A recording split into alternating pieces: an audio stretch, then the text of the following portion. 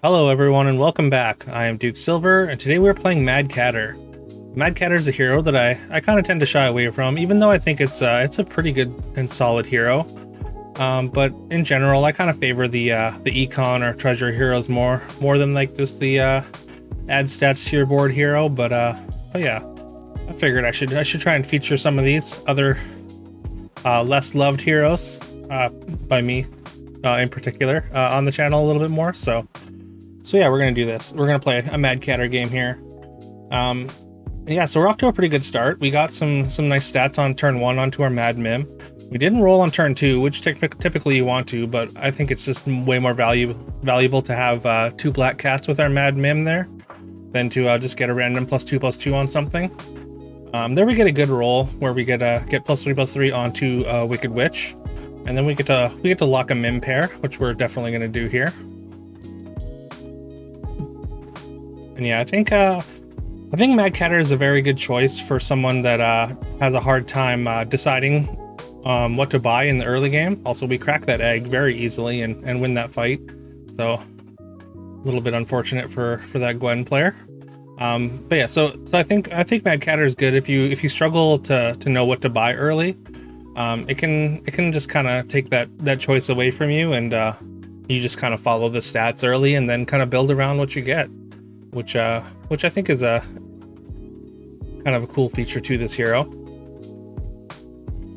And yeah, like as you can see, the bonus stats we've gotten have been very useful. Getting bonus stats on the Vampire is very good because it basically means that we don't have to get those slays to get the bonus stats, which makes Vampire into more of a real unit, I would say. All right, now we just got a nice full evil board with the solid backline of supports. Nothing particularly special here, but just a solid board. All right, and it's a little bit late, but I think I'm gonna take the Cinderella here because we have the Genie's Wish in the shop. I think it's still worth it. It ends up being like if you skip the treasure, I think you end up gaining 2 gold for spells that you would cast anyways, and we get a Masquerade Ball out of that. So we're definitely going to be taking one of these 5s. It's probably going to be the Southern Siren. I don't mind Aeon. We do like all our supports are mages, of course, but it's a little bit less effective when we don't have the ranged mage supports. But yeah, I think just because it's ahead of schedule, we're probably just going to take Aeon plus the Monster Book because the Monster Book synergizes so well with the Aeon. So I think that's our plan for next turn. Even though like I don't necessarily think it's the greatest spot for Aeon even with the Monster Book. But, I mean, we've got at least one level 3 pair here. So that could be a Crystal Ball, and then if we already have Aeon when we get our Crystal Ball, then we're kind of ahead of the curve there. But I mean, that's a very specific speculation, so.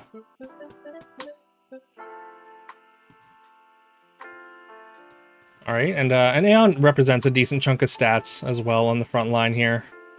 And we do get some spell cost reduction, which, I mean, it's technically economy, so like we don't mind that at all. And yeah, so we get to buy an experience spell for 1 cheaper, which is definitely an upside, even if a small one for having the Aeon.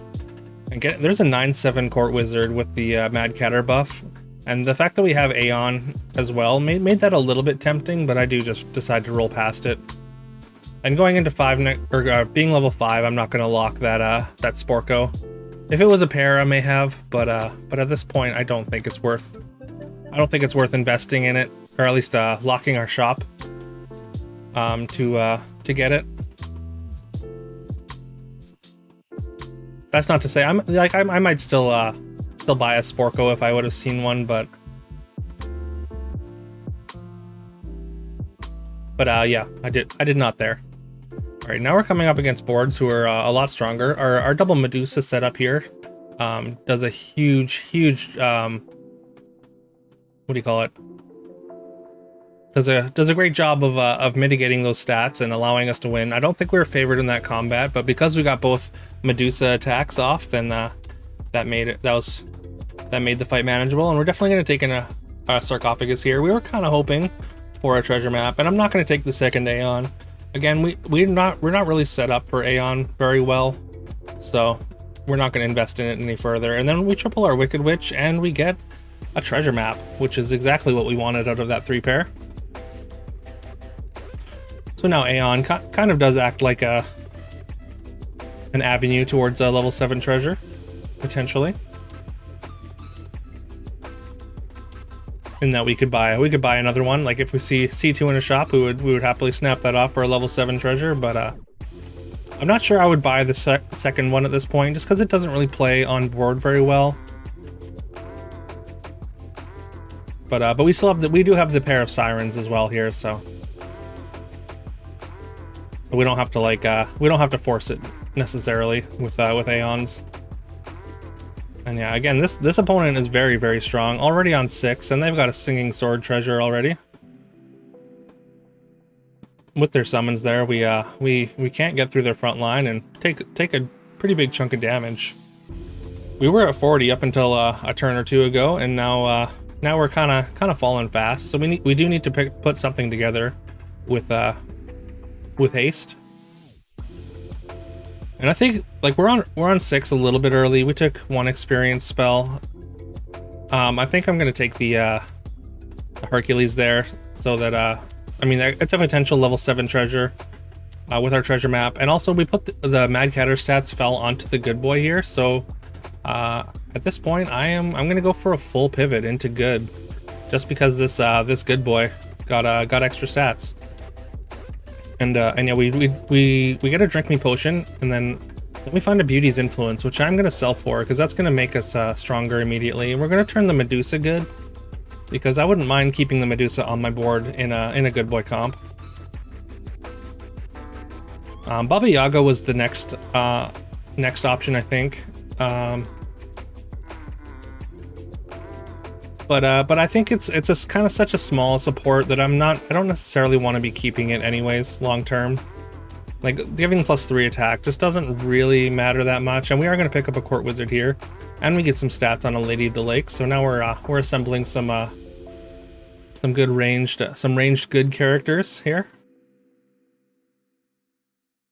All right, unfortunately we did not find the 3rd Siren or Southern Siren, so we're not going to get a treasure that way, but this Herc looks like it's poised to pop.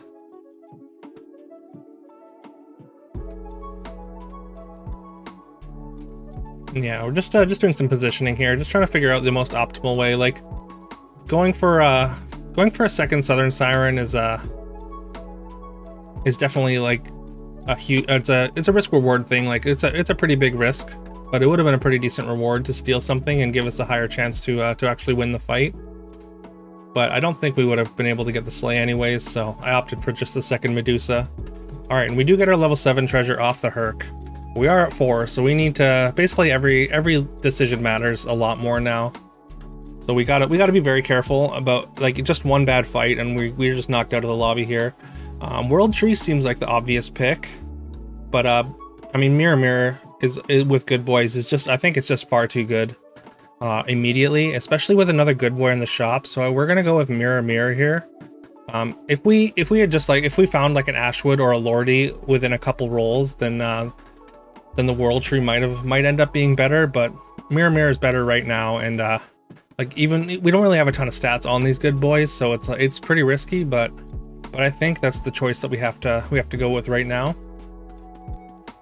And we're gonna use a Mix-a-Wizzle, see if we can get a better good character. We get stats on a Rainbow Unicorn, and we're running out of time, so I just want to add another good character to my board.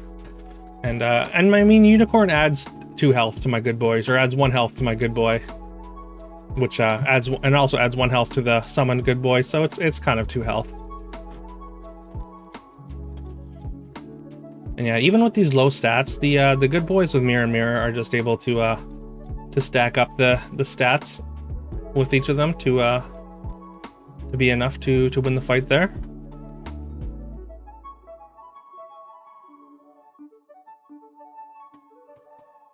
right, we're gonna take. I think I'm looking at this this Green Knight. It's a bunch of extra stats. I want to get supports underneath the good boys. And also we find another Beauty's Influence here, which is potentially huge. We could turn the Southern Siren good. We could turn this other Medusa good. But I think the right play here is just to take Sporko and turn that good. Because again, getting support underneath the good boy is going to be great. Just adds more stats to the summons as well. So this is just going to add a lot of attack to our board overall. Since the summon units will get the good boy buff from the good boy dying, as well as it'll get the additional 5 from being in front of the Sporko. So it kind of pulls double duty with things summoning in front of it. You'll see it summons as a 6/1 and then gets the stat buff. So yeah, that adds a lot of attack to our board, as you can see.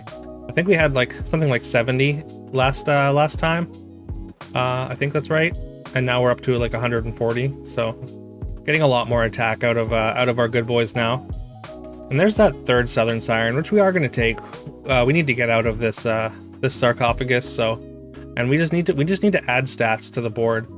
Now, I could have taken Ugly Gosling Helm, and we could have positioned in a way that one of these good boys has the lowest attack on our board. Like we could have made the second good boy have a 2 attack, and then it would have gotten the helm buff. But I think just the static stats from the Sword of Fire and Ice ends up being a little bit more than just the initial 1 + 15 buff. So I think Sword of Fire and Ice is a play here there. And we've been getting very fortunate. Our opponents have had Medusas and they have not hit our good boys yet.